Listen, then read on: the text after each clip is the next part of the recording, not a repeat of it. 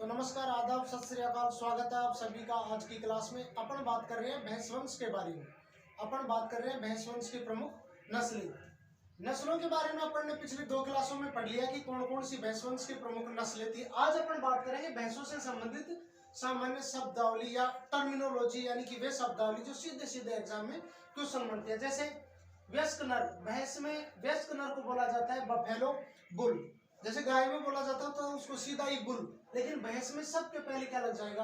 Buffalo लग जाएगा। वयस्क मादा को बफेलो। देखो इनमें याद करने लायक कुछ नहीं है, सीधा रखना ही है, इस वजह से मैंने भी आपको स्लाइड बना के दे दी है। उसके अलावा जवान नर बफेलो बुल काफ। उसके अलावा जवान मादा को बोलेंगे बफेलो हीफर। स्थान देखो सेम है, गाय का भी और भैंस का भी। गाय को भी जिस स्थान पर रखते हैं उसको क्या कहा जाता है? बारन या बायरिन। गाय को भी भैंस का भी। समूह भैंस का भी क्या कहलाता है? हर्ड। और गाय का समूह भी क्या कहलाता है? हर्ड। इस ट्रस में बोलना सेम है।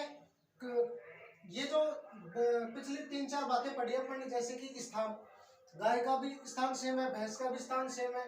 समूह, गाय का भी सेम है, भैंस का भी समूह सेम है। स्ट्रेस में बोलना, गाय जो स्ट्रेस में बोलते हैं उसी को भी क्या बोलते हैं? बेलोविंग। और भैंस बोलते हैं उसी को भी क्या कहा जाता है? बेलोविंग। उसके अलावा स्ट्रेस की अवधि गाय में कितनी होती है? 21 दिन। तो भैंस में भी कितनी होती है? 21 दिन। 21 दिन अपन ने किस में पढ़ा था? गाय में, भैंस में, सुअरी में और घोड़ी में। बकरी में कितना था? 20। सीप में कितना था? 17 दिन। उसके अलावा कुतिया में साल में 2 बार। यह अपन ने स्ट्रेस की अवधि अपन ने शुरू की 1-2 क्लासों में ही बात की थी, जब गोवंश की नस्लें पढ़ी थी। उसके अलावा गर्भकाल की बात करें तो भैंसों में गर्भकाल 10 माह या 10 दिन, या बोले तो 310 दिन भैंस में। गाय में कितना था? 9 माह 9 दिन। घोड़ी में कितना था? 11 माह 11 दिन। उसके अलावा ऊँटने में कितना था? 13 माह 13 दिन। तो सूअर में कितना था? 3 माह 3 वीक और 3 दिन। ये किसमें था? सूअरी में। उसके अलावा भैंस का अगर मांस की बात करें तो भैंस के मांस को बोला जाता है बफन और कारबी। देखो ये मांस अलग अलग सभी पशुओं के अपन एक साथ देख लेते हैं कौन कौन से हैं। एक बार आप यहाँ तक स्क्रीनशॉट ले लो ताकि आगे जो मांस है सभी की कंबाइंड एक साथ बात करें। देखो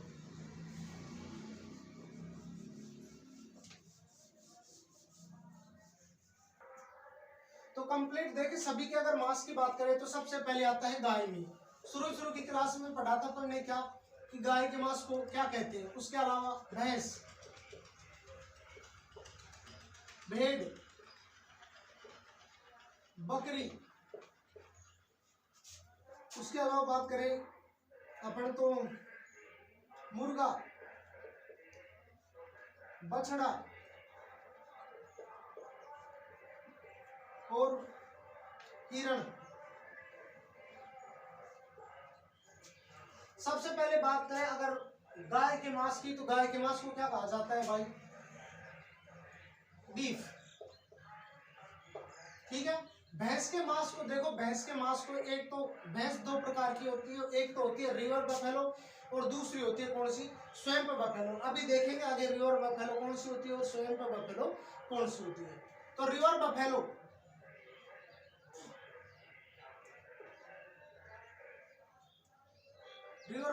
इनके मांस को कहा जाता है क्या? बफन। और दूसरी होती है स्वैम्प बफेलो, इनके मांस को कहा जाता है काराबीफ। या बोले तो इन्हीं को कहा जाता है क्या? दलदली भैंसे। भेड़ के मांस को मटन, बकरी के मांस को च्योन,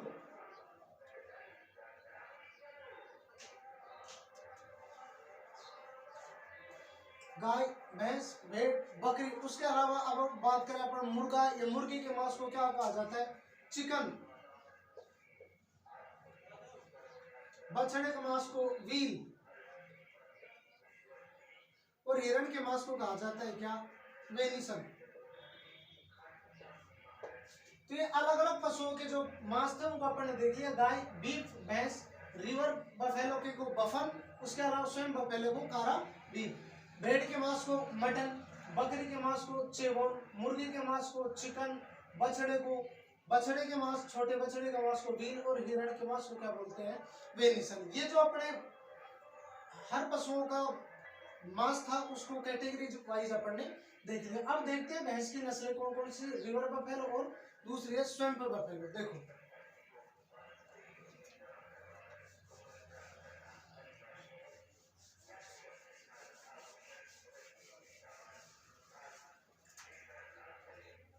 तो भैंस दो भागों में, एक तरफ रिवर बफेलो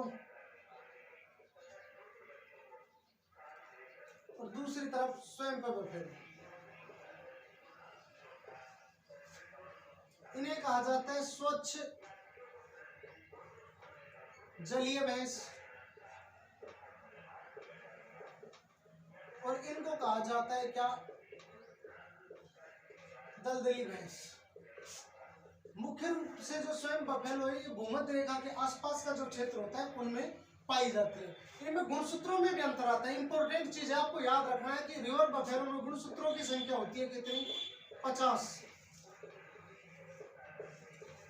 और स्वयं बफेलो में गुणसूत्र कम होते हैं, इनमें कितने होते हैं, 48। तो इनमें गुणसूत्र, रिवर बफेलो में गुणसूत्र कितने होते हैं, 50, और स्वयं बफेलो में गुणसूत्र कितने होते हैं, 48। रिवर बफेलो की बात करें तो ये होती है दुधारू नस्ल, दुधारू नस्ल, और ये कौन सी होती है, भारवाहक नस्ल।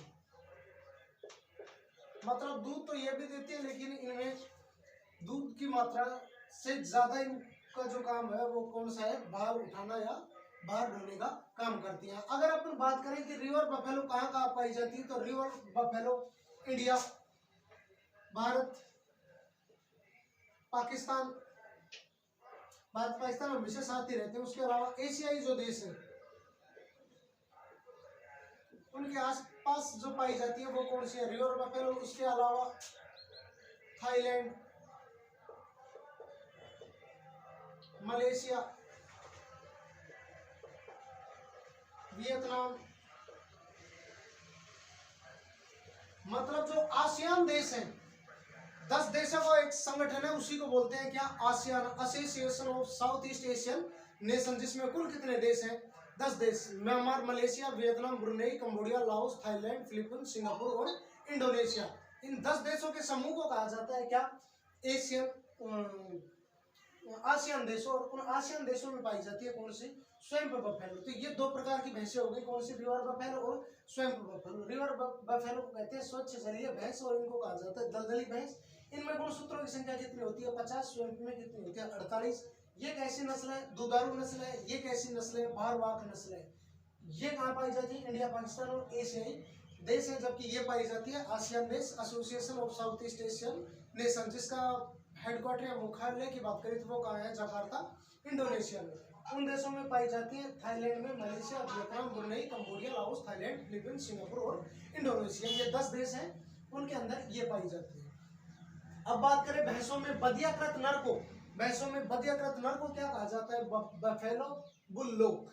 अगर गाय में बात करें तो गाय में क्या कहते थे उसको, बुलोक। बधियाकृत किया हुआ जो सांड था उसी को क्या कहा जाता था, बुलोक। तो बधियाकृत नर को भैंस में क्या कहा जाता है, बफेलो बुल्लोक। मतलब जिसकी सेमेनिफेरस ट्यूबल्स को काट दिया जाता है या बंद कर दिया जाता है उसी को कहा जाता है बफेलो बुल्लोक। गुणसूत्र की बात अभी पीछे अपन ने बात करी, रिवर बफेलो में कितने, 50। उसके अलावा स्वयं बफेलो में कितने, 48। रिवर बफेलो को मांस को क्या, बफन, इसके मांस को काराबीफ। अभी अपन ने देख लिया, मटन, चिरबोन, वेनिसन सारे देख लिए। सामान्य तापमान की बात करें तो सामान्य तापमान भैंसों में कितना, 101.5 प्लस माइनस 0.5। इस 0.5 को ना भी याद रखो तो कोई दिक्कत नहीं, गाय और भैंसों में सेम तापमान होता है, कितना, 101.5। उसके अलावा अगर बात करें अपन तो प्रसव या ब्याने की प्रक्रिया ये सेम थी, किसमें, गाय में भी और भैंस में, दोनों में सेम है। जैसे कि गायों में क्या थी, काविल, तो भैंसों में भी क्या है, काविल। उसके अलावा अगर बात करें अपन बकरी में, बकरी में अलग हो जाएगी, क्या हो जाएगी, किडिंग। उसके अलावा भेड़ में बात करें तो भेड़ में क्या हो जाएगी, लैम्बिंग बोलते हैं भेड़ में उसको, बकरी में बोलते हैं किडिंग। ये मैं आपको अलग से चार्ट बनवा के लास्ट में और करवा दूंगा। एक बार अभी जनरल नॉलेज के रूप से देख रहे हैं, बाद में अपने लिस्ट बना के इनको एक एक चीज को क्लासिफाई कर लेंगे। तो इनमें प्रसव ब्याने की क्रिया को क्या कहा जाता है? काविंग। मैथुन या समागम की प्रक्रिया को क्या कहा जाता है? सर्विंग।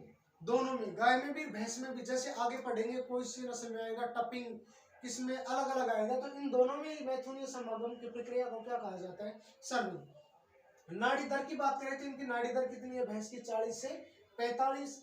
श्वसन दर कितनी है? 8 से 18। अब आती है इनमें एक इंपॉर्टेंट बात, टीजर।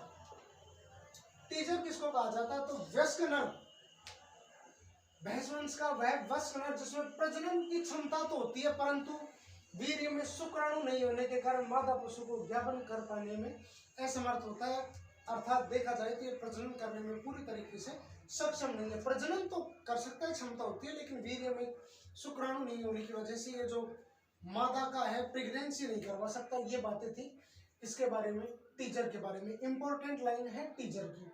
अब ये मिटा देता हूं, अब अपन एक स्लाइड की ओर बात कर लेते हैं, उस एक स्लाइड के साथ ही कंप्लीट हो जाएगा भैंस वंश। तो अब अपन बात करें कि विश्व में भारत का भैंसों में प्रथम स्थान है, मतलब सबसे ज्यादा विश्व में अगर भैंसें पाई जाती है तो वो कहाँ पाई जाती है? भारत में। और विश्व का कुल कितना? 52 से 54% जो भैंसें हैं वो कहाँ पाई जाती है? भारत में। देखो भैंसें भी कई प्रकार से नस्लों में विभाजित, जैसे अफ्रीकन, एशियन। एशियन को भी दो भागों में, कौन कौन सी? पालतू और जंगली। पालतू को भी दो भागों में, स्वयंपुर, रिवर बफेलो।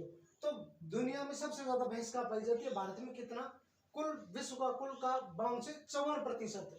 अगर भारत में भैंसों की बात करें तो पहले नंबर पर सर्वाधिक भैंसें भारत में कहाँ पाई जाती है?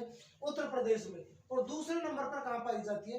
राजस्थान में। अगर गायों की बात करें गाय पालन में, तो गाय पालन में भारत में सर्वाधिक पहले नंबर पर कौन है? पश्चिमी बंगाल।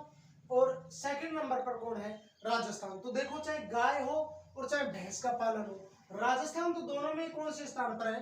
दूसरे स्थान पर। गायों में भी दूसरे स्थान पर और भैंसों में भी दूसरे स्थान पर। भैंसों में प्रथम स्थान पर है उत्तर प्रदेश और गायों में प्रथम स्थान पर है कौन? पश्चिम बंगाल। अगर अब जैसे अपन ने बात करी कि विश्व में सर्वाधिक भैंसें तो कहाँ है? भारत में। लेकिन विश्व में सर्वाधिक अगर गायों की बात करें तो सर्वाधिक गाय कहाँ है? ब्राजील में। गाय की एक नस्ल भी थी जिसको कहाँ निर्यात किया गया था? ब्राजील, जहां इसको बाहमान के नाम से भी जाना जाता था। कौन सी नस्ल थी वो?